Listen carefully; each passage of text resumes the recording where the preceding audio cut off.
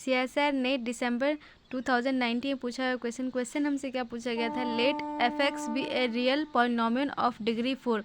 मतलब हमारे पास एक f(x) ऐसा पॉलिनोमियल है जिसकी डिग्री क्या है, 4 है। ठीक है, हम सपोज करें कि यहाँ पे हमारे पास कंडीशन दी हुई है कि f -1 पे 0 होगी, 0 पे 0 होगी, और 1 अगर हम x पे 1 रख दें तो क्या हो जाएगी, 1 हो जाएगी, और उसका अगर हम डेरिवेट करके 0 रखते तो वो 0 हो देते। ठीक है, तो हम देखें कि which of the following are true statement. तो हमें इतने सारे स्टेटमेंट्स दी हुई है, अब बताने की कौन सी ट्रू होगी।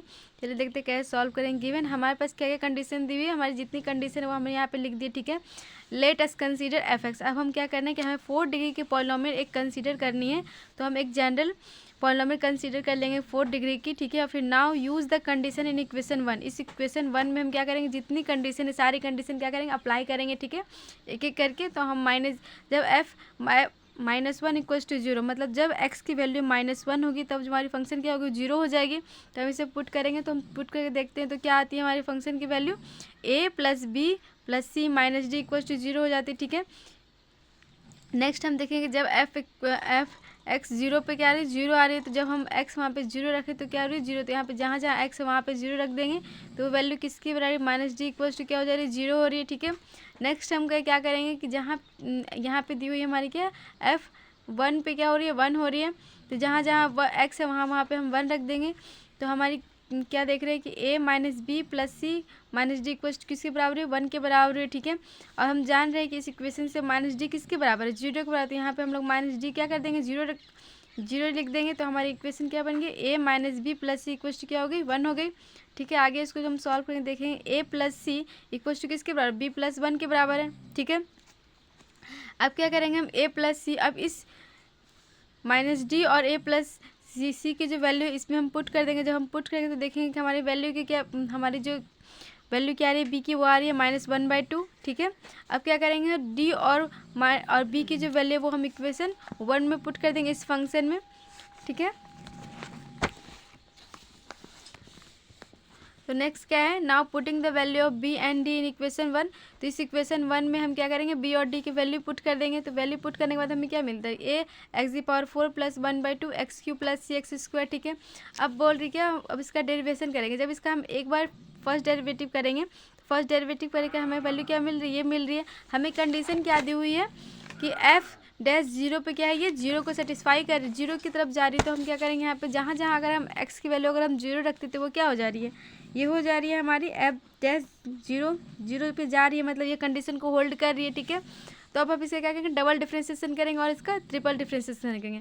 3 डिफ्रेंशिएशन इसलिए करेंगे क्योंकि हमें क्वेश्चन में क्या पूछी जा रही है कि अगर हम there exist a belongs to -1 to 1, मतलब हमारे पास एक इंटरवल दिया -1 to 1 के बीच में एक ए ऐसा एक वैल्यू एग्जिस्ट करेगा जिस पे क्या हो, हमारा जो फंक्शन अगर हम 3 बार डेरिवेट करें और उसमें ए की वैल्यू पुट करें तो वो क्या हो जाए, वो 3 या फिर 3 से बड़ी हो।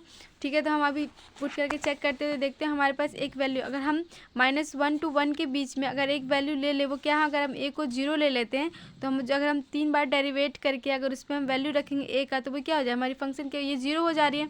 तो f3 0 ए किस पे हो जा रही है, 3 पे जा रही है। ठीक है, तो हमारे पास एक ऐसा वैल्यू एग्जिस्ट करे तो हम बोल सकते हैं कि हाँ, ये फर्स्ट का ऑप्शन क्या है, हमारी ट्रू है।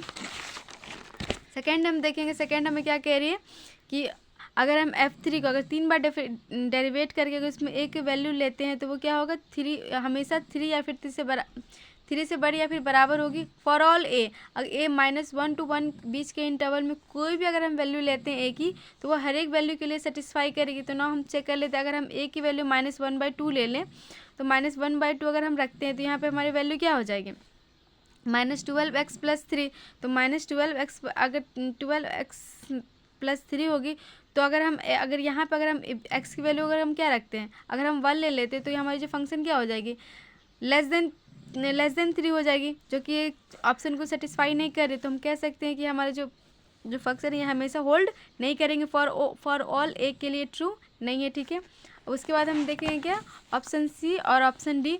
ऑप्शन सी में हमें क्या कह रही है कि अगर हम F3 का 3 बार डिफ्रेंसिएशन के बाद अगर उसमें 0 पुट करते तो वो क्या होगी, वो हमेशा 0 और 2 के बीच में लाई करेगी। तो अगर हम इसका डेरिवेट करके हम यहाँ पे 0 करते वो किसके बराबर, 3 के बराबर उठ गया।